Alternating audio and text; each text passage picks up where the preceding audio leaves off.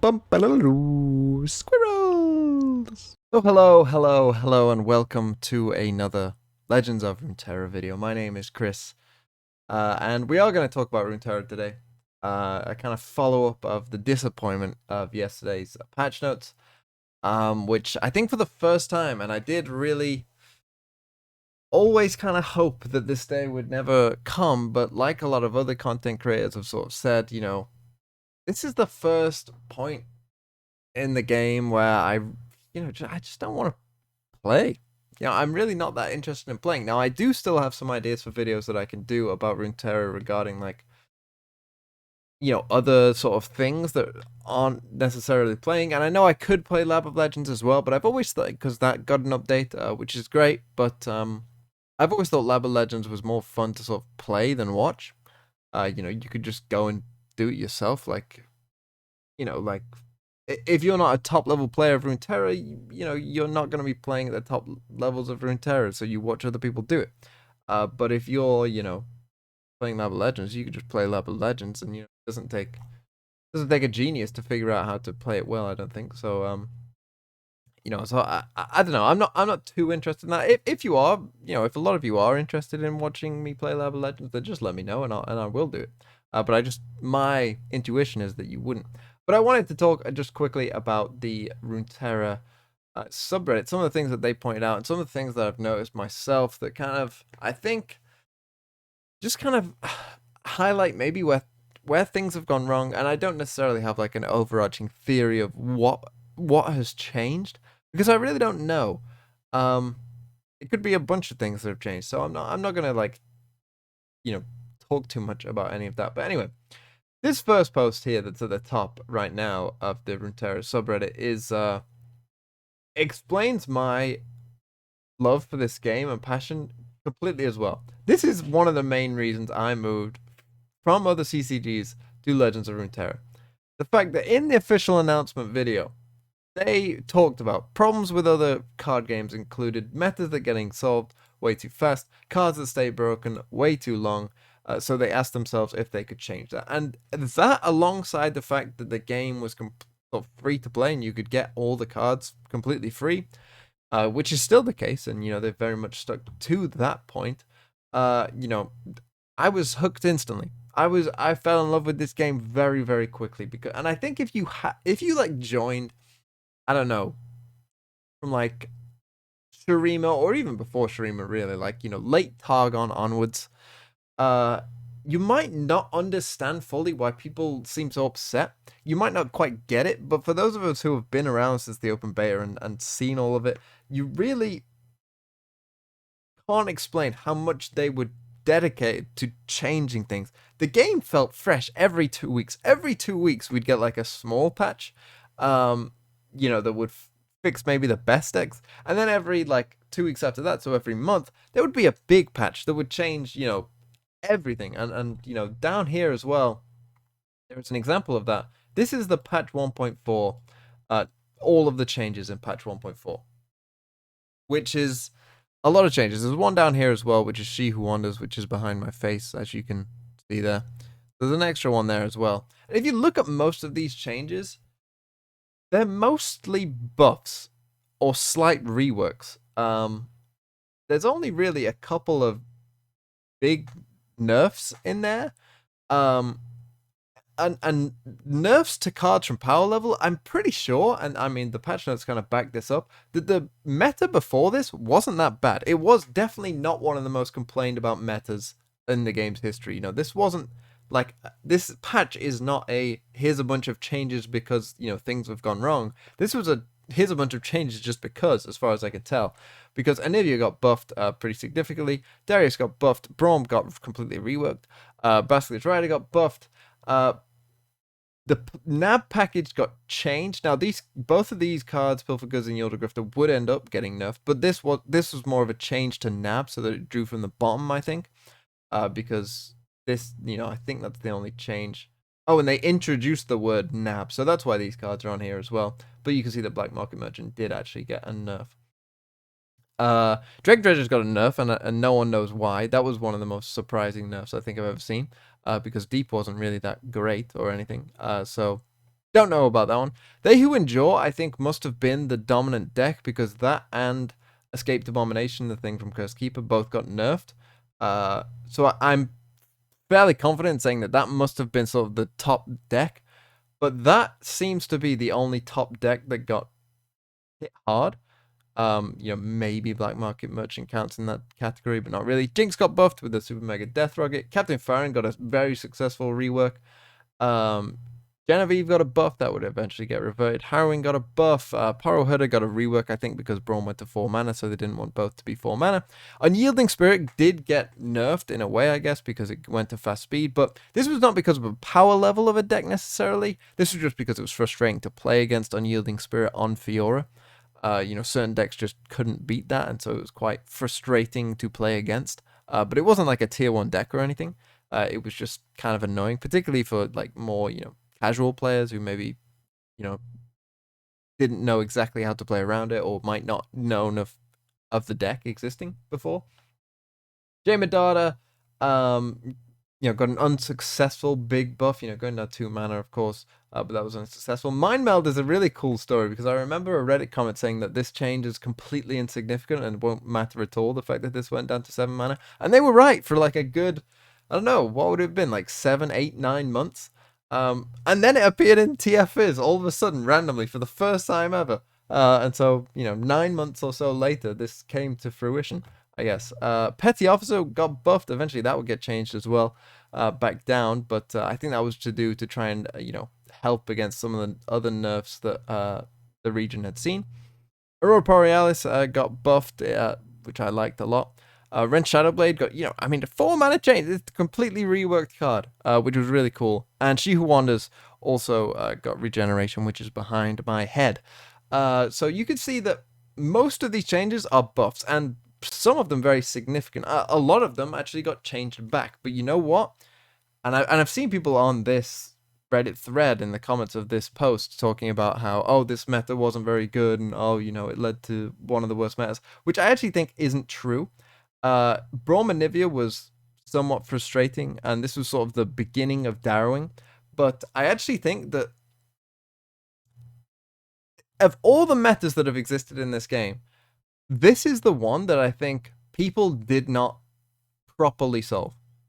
Because looking back on it now, you cannot convince me that Braum was a problem. Braum with the 1 attack was too good. But you can't convince me that there wasn't something better than pairing Braum with a Nivea. I really do believe that there must have been something else that we just didn't think about. Because Braum and a Nivea is kind of a weird combo anyway. Like, they don't synergize that well together in general.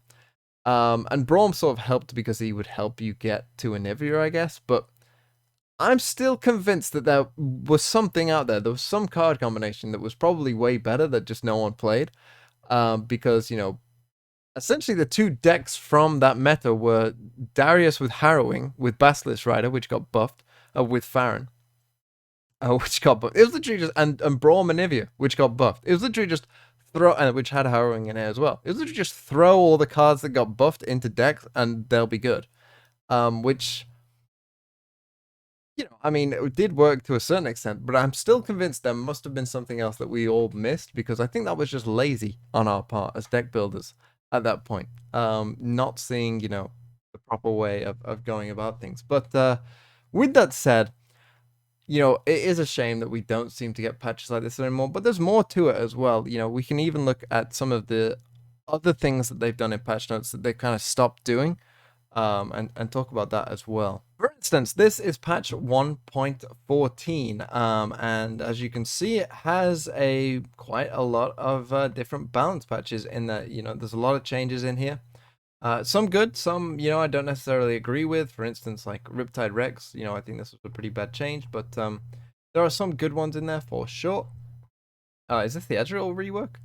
It is, so, a very good change there, overall. But here's the thing that I really want to point out about this, and it's this. We got the win rates of the decks. We got all of this. We got the difference between patch 1.14 2 and patch 1.3, we got to see what has risen and what has fallen, what the win rates are, what it was like, here's the things that are making our decisions. This is our things, this is what's going on, and maybe, you want to try out this Zed plus Lucian Senna Sentinel of Light 55% win rate deck that barely anyone's playing. But look, you can copy this code and you could try out this deck. It's got a high win rate. Maybe that's a deck for you. They gave us this, and then they stopped. And this was the only patch that they did it for a long time, despite saying, things like, we want to start periodically sharing some of the metagame data. And this was fascinating to me, the fact that they gave you this and were willing to sort of say, this is what's making our decisions. But then they kind of stopped, and they stopped doing it until, like, we got to here. Until we got to patch 2.5, which is quite a few months later. And, we first explored the idea back at patch 1.14. And this was the recent big patch that they did, when everyone sort of complained last time that nothing was changing. They ended up doing this big patch. And they included this again. And I think they actually did this because people complained that, you said you were going to do this every so often, and then you just completely stopped. I mean, you can see here, like, Twisted Fate Fears with a 56% win rate, but despite having 10.6% play rate. 10.6! Oh, wouldn't it be wonderful if our top deck only had 10.6% play rate? Yes, that would be great. But yeah, they brought it back for this one. And then they've stopped again. They've stopped. And it's like, people complained about the last patch before this one that nothing was changing, and so they ended up doing this because so many people complained and people got excited again. And I worry that,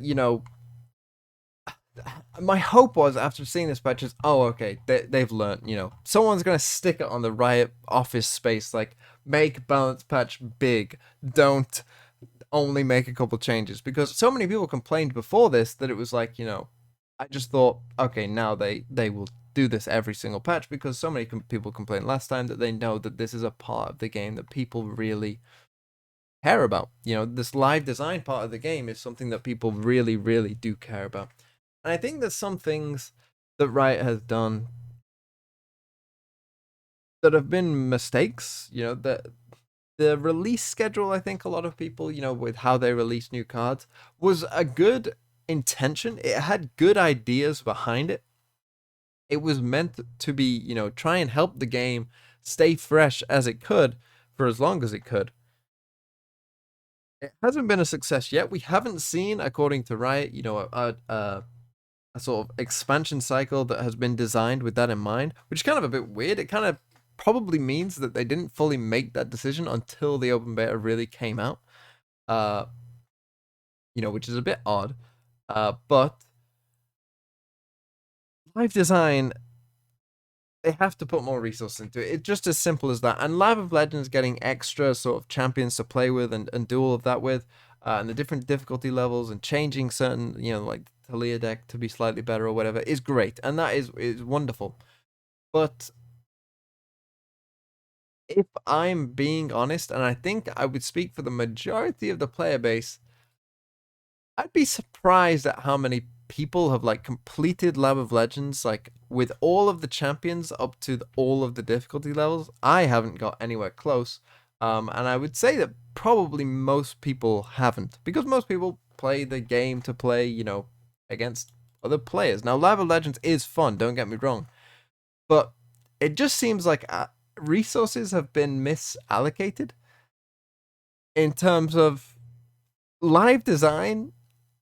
I think is way more important than, adding a bunch of different champions to Lab of Legends. You could add one champion to Lab of Legends each sort of big patch if you wanted to, each expansion even, you just add one each expansion. And I think people would be okay with that. They can play it on a bunch of different difficulty levels trying to beat the game.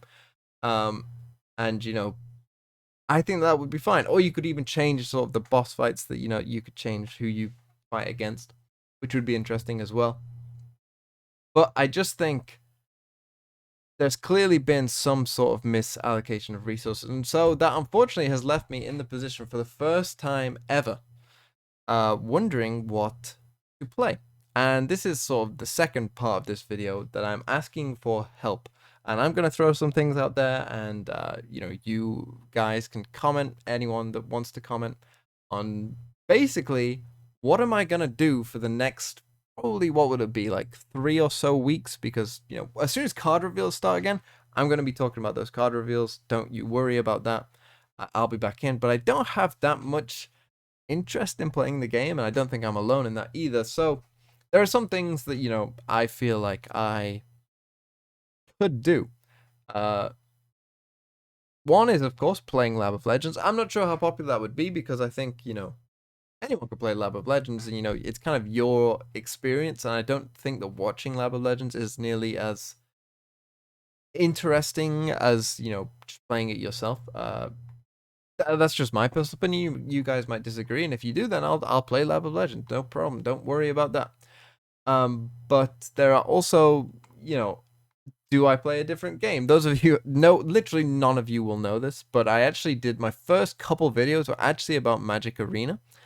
The thing that I do to make my thumbnails is kind of still the template. It's called like Template of Emery's Doom, which is like a Doom foretold. I can't remember the name of Emery something something Tales or whatever. Which was a 2-card deck, like combo deck in Magic the Gathering, which was like my first sort of video that I did. And my thumbnail like template is still named after that, so any thumbnail that I like make is always called like copy of Emery's Doom number, whatever number it is.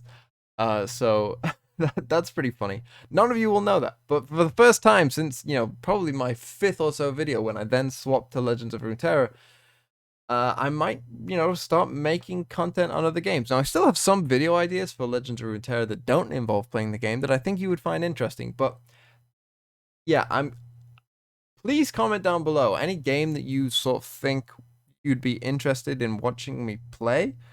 In terms of other Riot games, the only other Riot game I've really played is Valorant, which I am like a bronze 3 and not good at really at all. And I don't think that most of you would find watching a bronze 3 struggle in Valorant would be that exciting. But I do think it's a fun game. Chivalry 2 comes out in like a week or so, and I played the open beta of Chivalry 2. I never played Chivalry 1, but I really enjoyed it. So I actually think that will be something I will make content about. And I would say to literally anyone watching this, no matter what kind of game that you really like or whatever your preference is, Chivalry 2 is just a fun game. Like it's really fun. Or at least it was in the open beta, so as long as things are the same, which they should be, it's a really fun game to play. And so, maybe if you're like on the fence about buying it, whatever, I'll show you some gameplay footage of it and you can, make your decision based off that. But I just thought it was a blast to play. So I'll do some videos on that for certain. Because I just really enjoy it. And then other things that I can make videos about, I don't know. I don't expect many of you to be into like sports games, but like, I'm fairly versed in the Madden world and the FIFA world, I guess, but I'm not sure any of you would really be interested in that. Civ 5 is a game I've played quite a bit of, but maybe Civ 5 days are behind us at this point, unfortunately, I guess. And yeah, I don't know what else. I mean, Hearthstone Battlegrounds I've started actually playing, and I know that Hearthstone is a dirty word around these parts, and I'm not great at Battlegrounds by any means. I don't know all the strategies, and I don't know everything, and how to play and whatever, but I'm okay at it. And I could do that if anyone would be interested in that. Because I know Hearthstone is a dirty word, but Battlegrounds, to be fair to them, is fun to play and it is free. So I'm not gonna criticize them for that. But yeah, if you have any suggestions for me, please do let me know, because I just feel a bit lost, I guess. In terms of I don't really know what exactly you guys would be interested in playing. I don't really have another game that I'm like, let's go and swap over. Certainly not another card game that I'd be like, let's go and swap over to at this point. I do have some Runeterra related content that I think would be enjoyable for you that doesn't necessarily involve playing the game, but that will probably be coming out in this next week. And yeah, so please leave me some suggestions because I need your help. Help me, Obi-Wan. You're my only hope.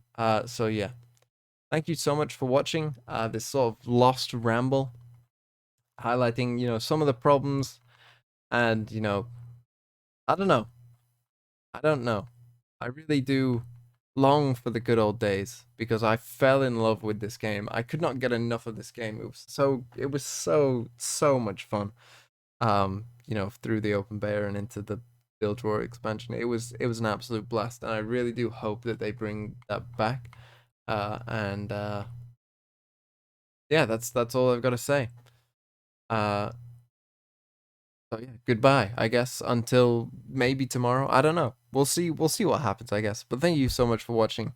As I say, please leave a suggestion, and I will see you next time.